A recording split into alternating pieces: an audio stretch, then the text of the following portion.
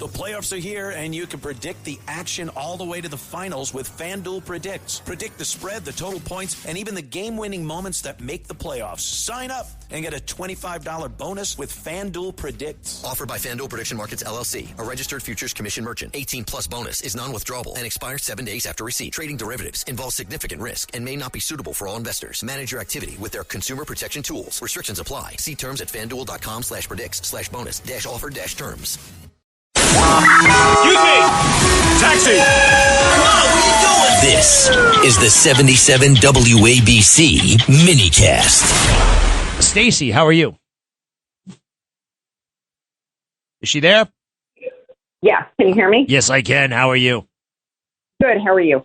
I just wanted to say, since you're going to see President Trump, please ask him to give the Presidential Medal of Freedom to Thomas Sowell. He's 95 years old.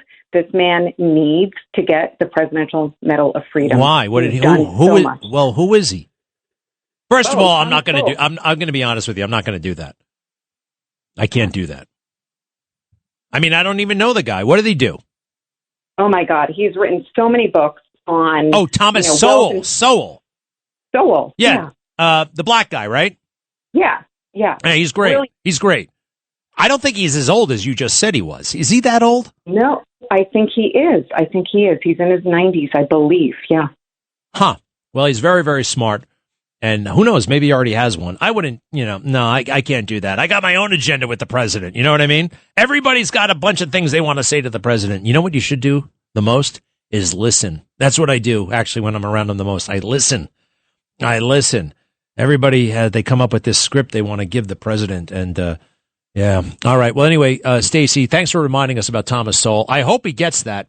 Who's this? Sal. He's in New Rochelle. Hi there. Hey, Greg, I think you got a little jealousy going on with Pete Hegseth. You should lay off his criticism. Oh, yeah, I should lay off his criticism. That's right. I'm jealous of him. Yeah. I told you this before. If anything, he's probably jealous of me and my military credentials. I have real military credentials. But look, I said what I said about him because I had plenty of reason to say it. And you do too.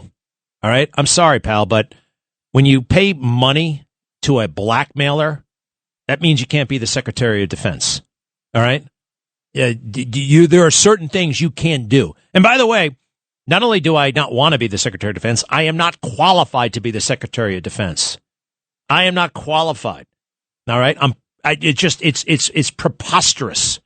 And it's preposterous that he's that guy right now, quite frankly, at a time of war. What do you like about him so much? Are you attracted to him or something like that? People tell me, oh, he's so hot. I mean, well, like, what does this guy bring to the table that you think is so kick-ass? Tell me what does he bring? No. Don't tell me what I do. I want you to do something. I want you to tell me what this guy, what skill, what insight, what special thing does he bring to Secretary of Defense? Now, I can actually name one or two, but I want to see what you have to say on that one. You can't think of anything. You're hung up on your weight. Well, that's not. But you can't think of one thing. It's amazing. You're calling around radio stations defending Hegseth, and you can't defend him with one thing other than call me fat or skinny or whatever the hell it is. Wow, that's a really good. There he is. He's gone. He's afraid. I gave him every chance in the world, right, Carlos? Give me one thing. And he couldn't. Who's this? Leon, how are you? Good, Greg.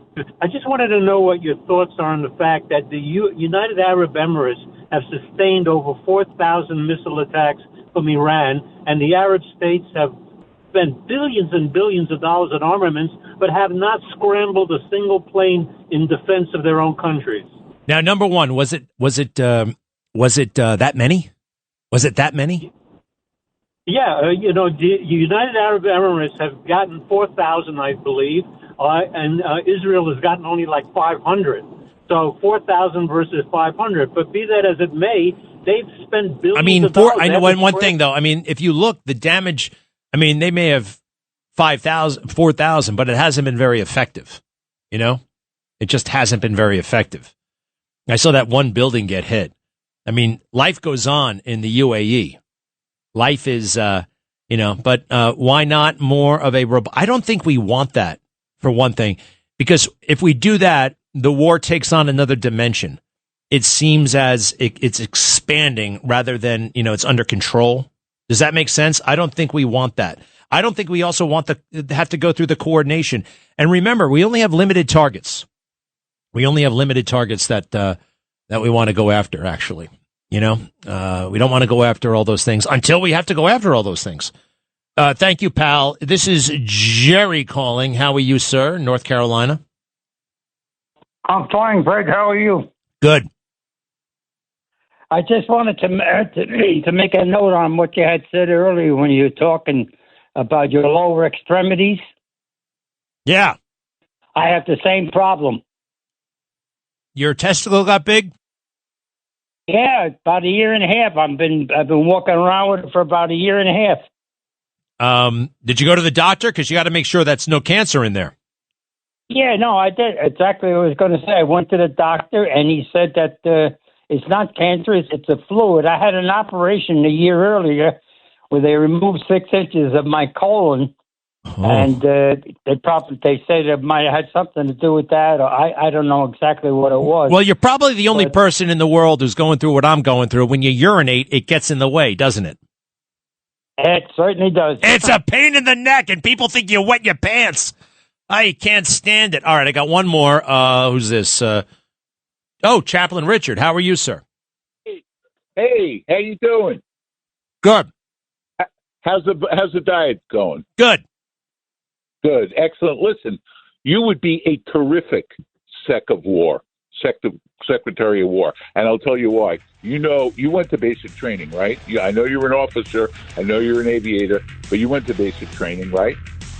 Yeah, but so did 10 million other guys. You know what I mean? That doesn't make you Secretary of War or Secretary of Defense. Anyway, thank you, Chaplain Richard, for the kind words. Look, I'm rooting for the guy, all right? And I don't like Pete Hegseth, but at the same time, I love the man.